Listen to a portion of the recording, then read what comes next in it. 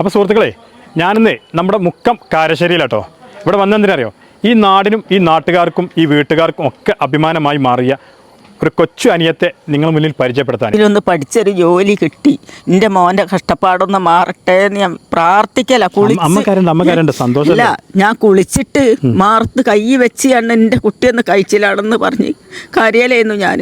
അതുകൊണ്ട് എന്തായി, എൻ്റെ കുട്ടിയൊരു ജോലി കിട്ടി, എനിക്കിപ്പോൾ സന്തോഷം.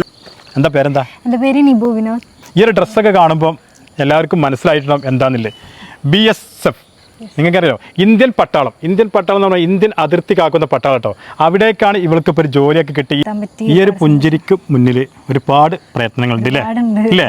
ഈ നാട്ടുകാർ മൊത്തം, പിന്നെ രാഷ്ട്രീയ പാർട്ടിക്കാർ, കുടുംബക്കാർ, സ്വന്തം അച്ഛൻ, അമ്മ, എല്ലാവരും ഉണ്ടായിരുന്നു. എനിക്ക് വെസ്റ്റ് ബംഗാളിലായിരുന്നു ട്രെയിനിങ്. അപ്പം ഈ കഴിഞ്ഞ മാസം 26 പാസിംഗ് ഔട്ട് കഴിഞ്ഞ് ഇറങ്ങി